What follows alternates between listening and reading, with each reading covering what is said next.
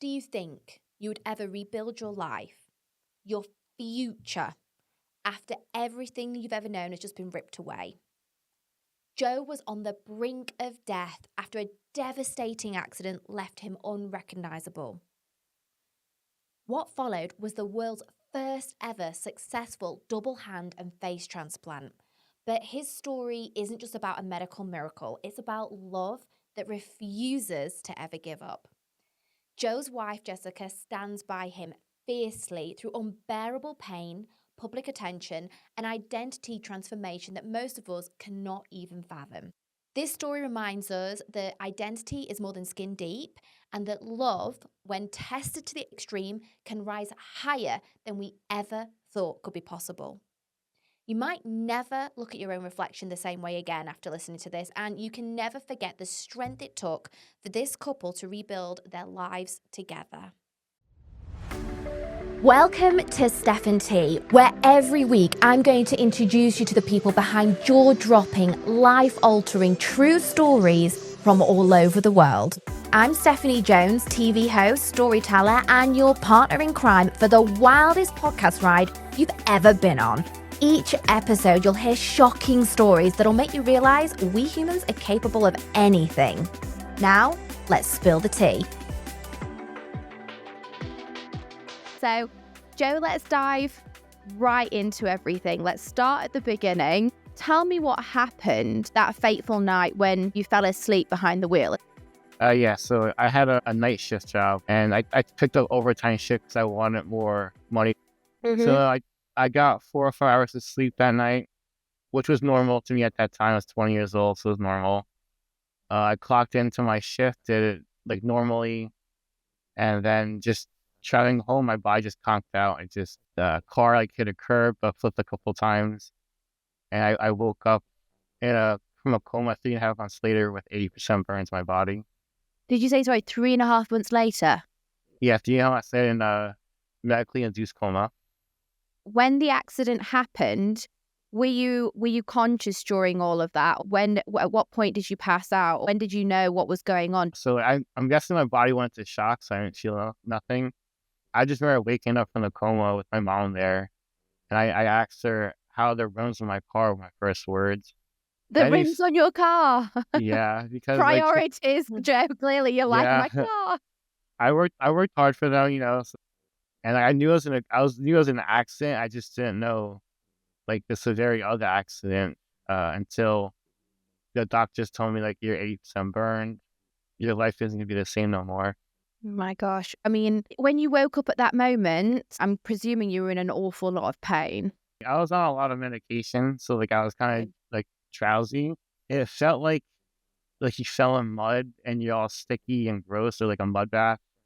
So the bandages and all the ointments they have on you, you just feel like awkward and sticky. And then you have a bunch of nurses like charging in, all in gowns, like hair caps, mask on, and like doing their nursing jobs, vitals and all that stuff, asking me a million questions, and I'm all dazed out, and they're asking me pretty serious questions, and I feel bad for not answering them correctly. When you say they were asking you serious questions, what kind of questions were they asking you? Just like, do you know what happened? Are you in pain? Like a medical history. So like, I'm glad my mom was there because she knows all my medical history. Good thing she was there to tell the nurses like all my stuff. I don't think anyone would expect this scenario, So I think the fact that you've been through this crazy ordeal, it literally sounds like a plot twist in a movie, to be honest, doesn't it? It's like, where did that come from? Like, who would have thought this would have ever happened? And you've been asleep for, like you say, over 3 months. You're waking up thinking, like, what is going on? Don't beat yourself up about not knowing some of those answers, because I feel like there was a lot going on there for you. Oh, yeah, a lot going on. It sounds as though the nurses were probably a really big support to you, I'm guessing, throughout that time in the hospital. Oh, yeah. So, like, burns in general are pretty, like, not that common. There's only one burn unit in New Jersey, and I was, at it. It's a small unit, too. Wow. So, like, I knew all the nurses, and, like, they're just super nice to me. It turned into, like, a little small family for, like, 3.5 months, especially when it's just my parents there, and they had to, like, help my parents go through this, too. I was, like, a good patient. I didn't complain. I just like to joke around and have fun in bad situations, so I'm not, like, sad and like upset. have like a good healthy mindset, even though it's a pretty bad situation. And Sounds then like you I were was very mentally strong for sure. definitely mentally strong because like I also it's a small unit too. So you can hear patients next to you, even though it's separate rooms. You can still hear them like yell Mm. at the nurses. Pretty nasty stuff they would say to nurses. They would Yeah. throw things at them. Like I understand that your life just completely did a 180 because you have burns now. But you shouldn't take it out on the nurses. You should figure something another way to take it out. Like You were mentally strong. You were being very proactive in your choices that you were making. Like, I'm going to be kind to the people that are helping me. I'm going to take a positive mental attitude. I'm going to put my best foot forward. Whereas other people possibly in the ward, up there just completely mentally in a very different situation and not handling it as well as you. yeah, everyone handles things differently. I'm also a happy-go-lucky kind of guy, so I think that played a huge factor. I was Nurses greatly appreciated it, seriously, because their job in itself is incredibly difficult and hard with very long hours. And obviously, they're trying their best to support everybody, right? yeah. Like the victims, the families, the friends. Yeah, it's also good to have a good mindset in a hospital too, because you can get out quicker if you have a healthy mindset, because your body heals Hmm. a little bit better when you're, like, joyful. You had third-degree burns to over 80% of your body. They amputated your fingertips. Yeah. Yeah, they were really burned. There's a picture online of my hands. They're basically white, and when you see white, that's basically they're, like, done. They're burnt really Wow. badly. I'm presuming after the accident, you went into surgery and then you were recovering for 3 months. So you woke up to obviously a very drastic change. Oh, yeah. We'll go to, like, a whole new body, like, basically, like, a whole new life. Most people can't even possibly imagine something like this happening to them. It's one of the things you never think it will happen to you. How did it Yeah. feel for you waking up to a whole new reality? Inside, what were you feeling? It was a gut punch. I was sad. Never got depressed or nothing like that. I got really upset when I found out they shaved my head in the burn unit because I always had pretty long slick back hair, and the hair wasn't burned in a fire, so that was pretty Oh. lucky. How come your hair survived out of everything? I don't know why my hair survived. I had gel in it too. Maybe that protected, I don't know, or it's just I don't know why it didn't burn off. I was just happy it didn't. They shaved it, I guess, to see if there's any more burns underneath the hair. I would think the hair would be the first thing to go when you get burned, Yeah, but I would definitely assume the same thing. I never seen myself bald, but I didn't like it as an adult buzz cut. Well, I can see it's definitely very long and luscious now, so you're fine, don't worry. Yeah, I got it back. You should have a sponsorship from whatever that hair company was. You should totally reach out to them and be like, "Do you want to sponsor me because it saved my hair?" I know, I had to find it. You'd be a good ambassador, that's for sure. Oh, yeah. After you've woken up, what happened then from you recovering from the burns themselves to being offered a face and a hand transplant? After my burns, I did rehab for a little bit, and once I got, like, back to walking somewhat normal again, I Hmm. went to go see a New Jersey plastic surgeon, and he recommended me to Doctor Rodriguez, who was a face and a hand transplant plastic surgeon guy. And once I met Doctor Rodriguez, it was like a half a year to a year of testing for the transplant to see if I was good for it. And they basically learned the inside of my body and out. It took about a year to find a donor, especially during COVID, Wow, so all of because this is going on amidst COVID as well. yeah, so like we got done with the testing and then COVID hit probably like 4 or 5 months after the testing. So I made it just before the shutdowns happened. So I was like pretty lucky with that. It was like the accident was in 2018 and the surgery was in 2020. It's like a 2 year span. That was a 2-year wait for you for like trying to find a matching donor. And is this for your face or for your hands or both? Both. So the face and hands came from the same donor. It medically wouldn't work if they did it separately. I don't know why. It's pretty medical. What was that like for you? Were you super excited? Were you scared? I mean, because that's a big change as well. You've already been through so much to then go through that again.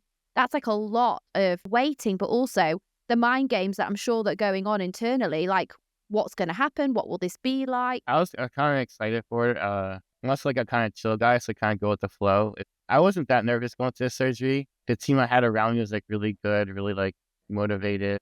I liked all my doctors. All the doctors that were around are super like nice, caring, always open arms, like stuff like that. You find out a matching donor. You're going into the surgery, and I'm sure There's a lot of scary thoughts. I mean, like, would you survive the surgery? Was that ever a conversation that you had? Was that a chance that you might not have lived? Oh yeah, every time I met my doctor, he said you can die in the surgery. That's the one thing I liked about him was he was very straightforward and straight to the point. He didn't say like, oh yeah, like you will survive. No, it's like no, you can die. I like that straightforwardness. Like okay, like yeah, I can die. I felt really at ease with him. And so like yeah, I knew I could die, but I actually wasn't that nervous.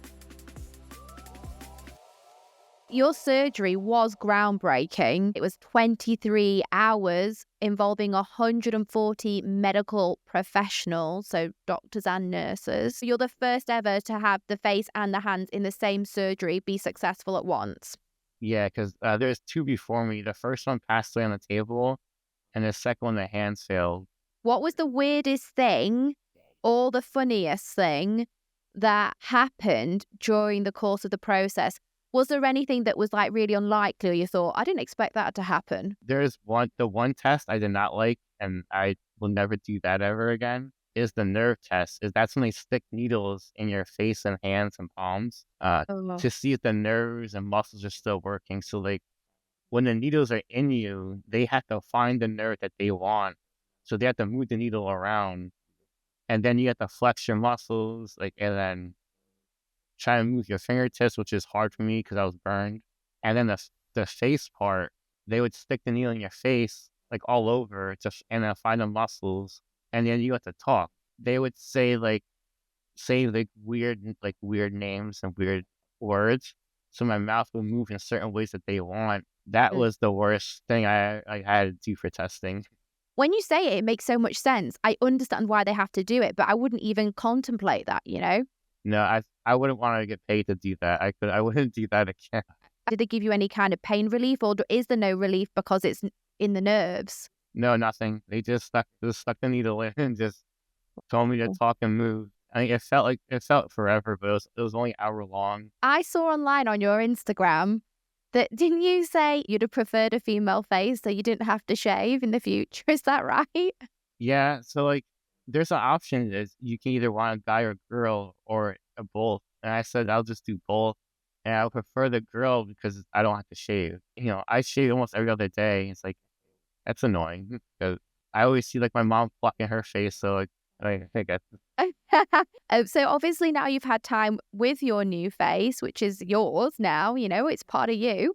Have you found any surprising quirks about it or anything that it was like a bit different to before? it's gross, but like I have more earwax production, and then they opened up the tear ducts more. So like just in case my nerves didn't grow back for like the tear ducts are blinking, my Hmm. eyes won't dry out and go blind. When I wake up in the morning, my eyes are all crusty and my ears are just all like clogged, so I can't really hear in the morning until I unclog them, and it's like gross. So that's the only like quirky things to my face. Hey, but it shows everything's working, right? Yeah, everything's working. And so you have got a book coming out. The book title is 80% Gone, which is incredibly powerful. But I want to know what's something that's 100% Joe that has stayed with you? My heart, my Oh. insides. That's why I say online. I'm still the same guy on the inside, just different skin. Oh, that's beautiful, Joe. That's so sweet. I do think you've become quite the symbol of medical miracles. Do you ever wake up and just think, damn, I survived that? I am America's first ever face and double hand transplant survivor, and what you've overcome and achieved, it's remarkable. When I woke up in the hospital at the transplant, my eyes were swollen shut, so I wasn't able to see nothing. But once my OTs opened up my eyes for me, so I can like get the like see like what's around me and stuff like that, I was like, okay, like now it's legit. Like I can actually like see out of my eyes now, and like I can see my burnt skin. And at that time, I was like, yeah, like, it's pretty cool. I survived this like groundbreaking surgery. Like, but I was more focused on like my therapy work on getting my hands like strengthened and get back to walking again. I wasn't able to walk. That was annoying. Was that probably one of the hardest things? I'm guessing learning to walk again and becoming more mobile was super important to you. So walking wasn't that hard because I was a gym rat before the accident, so that was muscle memory. The Hmm. hard thing was the having the nerve pain in the hands. 'cause it felt like cats clawing my palms most of the time. And so dealing with that and then working with occupational therapy with them trying to stretch their hands out and like maneuver them and stuff like that, that was the hard part. You know, you hear a lot of people that have lost limbs. My granddad lost his legs, and he would say to me, he would have phantom pains, like in the limbs that were gone. Like he could feel it still as if it was there. The opposite way round, you're regaining all of those feelings. And like that, you said, like it felt like cats were clawing you. Yeah, that was the nerve pain. I didn't have phantom pain either. I think that was probably worse pain because at least I could rub my hands and like try to make it feel better. Yeah, yeah, phantom pain has nothing to rub, I guess. Let's talk about the donor for a second. Do you ever wonder about them or what they were like beyond just like a medical report? Yeah, so I don't really know much about him. So like I do like think about it because people do ask me, do you have traits of the donor? But I don't know him. I don't know what he liked to eat or nothing like that. What he did. But like when I woke up from the transplant, I liked soda and Cheez-Its were my thing. A Gatorade and Doritos guy growing up, like Cool Ranch. Oh. Yeah, when I woke up from the transplant, it's Cheez-Its and soda, and I'm So not a soda guy. maybe you got a little bit of his taste buds or something, his cravings. Yeah, so I had a like soda kick for a little bit, which was is not good at all. And then now I'm just drinking water, no soda, no. Got to keep you healthy. You probably had some very weird and wonderful, strange questions from people over the years. What are some of the most jaw-dropping, outright rude or absurd questions that people have asked you about the transplant? And how do you even respond to those people? I know people are gonna ask some questions, so like I don't. It doesn't really faze me that much. I kind of laugh at it. I want the weird questions because I'm a curious person myself, so I like to be thrown off too. And like people just ask random questions like all over, like, what wasn't burned? How long's your lifespan? Can the transplant fail? Yeah, all that stuff can happen. It can fail, all that stuff. And I answer serious questions seriously and jokingly. You've survived the transplants. You're getting fitter and healthy every day. And then along comes Jessica. Jessica, tell me a little bit about how you guys met. Joe and I met on Instagram. Someone had sent me his story and I read about it, watched a clip about Joe, and he was private at that time, his Instagram account was. So I added him just to see what he was up to. I was like really curious because in the documentary that I had watched, he had said that he wanted the hand so that he could go back to work. And I just thought that was so powerful. That night or later on, he had sent me a message and we connected. It's like we just could not stop talking. Initially, we were talking about the dogs and then it progressed and we started FaceTiming, texting, calling on the phone. So it just was really natural. It felt really nice. And I think the first time we talked on the phone, we talked for hours, just did not stop talking. I was really captivated by Joe. Things progressed and we eventually moved in together pretty quickly. We met for the first time at the end of April 2021, and then we moved in together the end of October that same year. So it was really quick. When you know, right? Yeah, I got a travel nurse job in New York City. I'm 8 years older than Joe, so I knew what I wanted, and I knew that I was ready to be committed to someone, and he was like, "Yeah, like, we can move in together." And, yeah, we got an apartment and furnished it and did all that fun stuff together. You know, got to really know each other that first couple years in the one-bedroom apartment, and then we saved and kept working hard and bought a house, and then we got married, so Instagram DMs to a wedding in Hawaii. That is the modern day classic love story, right? I definitely think it is. yeah, I mean, social media is pretty part of our routine as a millennial. So it didn't bother me that we had met on Instagram and we got to really get to know each other. It was long distance at first, the first few months until I moved. And I'm originally from Southern California, so I never thought I would be in New Jersey, to be honest. But we're here and we're happy. We have our house. So it's been good. It's like a complete twist of fate. You mentioned you watched a documentary with Joe in it. I love that you said the thing that captivated you was hearing him say in the documentary, I want hands so I can go back to work. it just struck a chord. At that moment, did Yeah. you think, "I have to talk to this guy"? Yeah, I mean, we're pretty similar in that, like, we're both really hardworking people. I always work a lot. I've always worked a lot of overtime, so that could have been me in that car coming home at night, but I think you ask Joe, like, people question you, throw you weird questions, like, he doesn't see all of them, I see more than he does, and people are the one thing they're like, "Well, how could you fall asleep at the wheel driving home?" Like, people ask that question or, "How dare you? You could have hurt someone, you could have killed someone," and he wasn't being reckless, he wasn't drinking, he wasn't on drugs, he just was Mm. driving home from work, and I think we've all been there. It's like you've never made a mistake, so I really don't like when people try to bring him down, bring his story down. And you know what I've learned is people are very, very quick to say things when they are behind a screen, through a keyboard, that they would Mhm. never dream say to your face.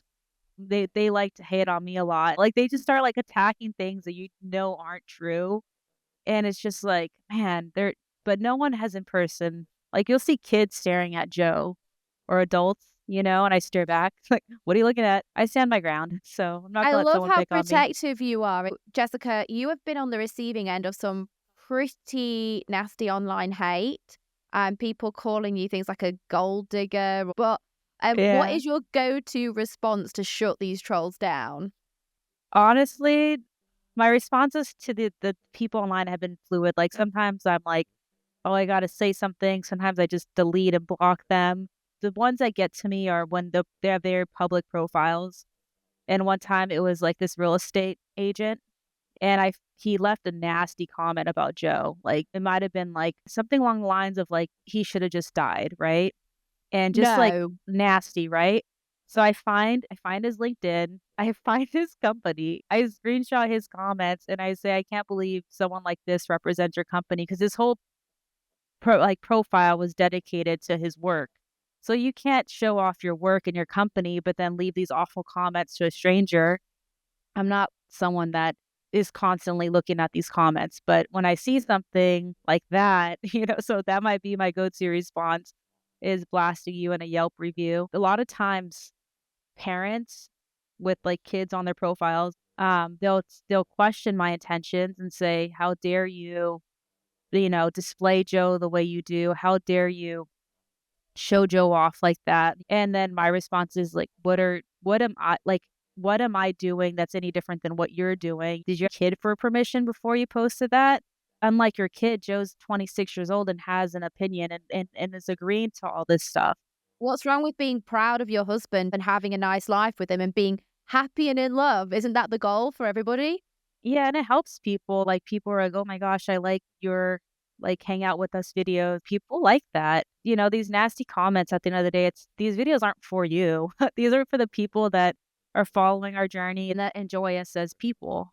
I, as one of those people, very much have loved seeing it, and I think your love story is beautiful. I've seen some hilarious things online, which I definitely think you've had to clear up, so I'll give you the chance to again now. But you wasn't Joe's nurse that fell in love with No. him in the hospital. Yeah, when people say, "Oh, you were his nurse," and, like, that's disgusting. Yeah, Florence Nightingale syndrome. They say syndrome, like, she fell for patients that were sick, and that's so far from the truth. As a nurse, like, you're not romanticizing your patients, like, sometimes it's gross. I don't wanna like, some patients, they're dealing with stuff and they're not always nice to you. So, yeah, no, I don't look at patients like that, and so I was never his nurse. Talking about Joe and his facial transplant, I've seen online that a lot of people ask about Joe's expressions. Because Joe is still working with his new face and it's becoming one with him, how do you read his emotions? Do you guys have like a secret language that only the two of you can understand and you can just read each other and other people be like, huh?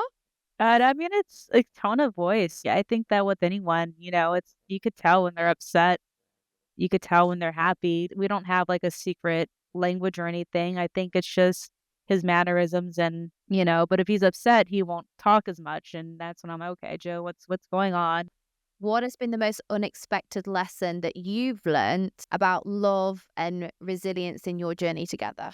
I'm not a very patient person and I've learned by being with Joe to just slow it down, try to understand where he's at, because being with someone that's disabled, has a disability, I know that we can't just get up and leave. I have to help him put his socks on, his gloves on. So, it's a team effort, it's just being patient and just helping each other out as much as you can. You're both in the public eye now. What's the misconception of your relationship or journey that you just wish people would understand? We're not rich. We're not rich. Because like we do go to Hawaii and like Maui and then LA a lot. So it's like those are expensive places, but they don't see her working every day. Yeah, I work a lot of overtime to make it happen. Like, I work on a weekend at night from 11 o'clock to 7 a.m. in the morning taking emergency calls for surgery, and trust me, no one wants to do that, so that's how we do these trips. But yeah, we're not rich, we're normal. I work overtime a lot to make ends meet. Like, if you look at our house, it's not screaming rich. One lady on Facebook said like she defended us, but kind of like a backhanded like slap. She said if you look at their cabinets in their kitchen and the car that she drives, they don't look rich. Yeah. Like, "Oh, Oh, you you're have to like, say shit, that, but thanks, lady, but ow. Yeah. yeah, like What would be one piece of advice that you would give to someone that is facing or going through a life-changing event? uh, for me, I was like stay in your own lane and like focus on yourself because if you're looking at other people and say, oh, well, I can't do that, or how come I can't do that? And it's a kind of a bad mindset. So like I stopped watching like the Arnold Schwarzenegger videos and stuff like that. I was kind of sad because I looked up to him. I just can't compare myself to those kind of guys no more. No more. I would say that to just every day is gonna bring a new challenge, and that there's always gonna be another opportunity to fix something. But I think just staying strong and just trying to think tomorrow might be a better day, or I might look back on this day and laugh at it, like, why was I so sad or depressed? But, use your family, use your friends. Don't be afraid to go to therapy to get help, and don't make a permanent decision based off of temporary feelings. You have both been absolutely incredible. I think both of your stories together and separately will inspire and encourage so many other people. I can't wait to see how your beautiful love story continues to unfold. It's one in a million. It really is. It's fantastic. Yeah, thank you. Thank you. Yeah, Hassan. Yeah, we appreciate it. Joe's story is one of grit, determination, and it just goes to show how far a positive mental attitude can take you. If you guys want to support Joe and hear more about his journey, head on over to 80percentgone.com. Thank you guys so much for listening. Like, subscribe, and I'll see you all next time.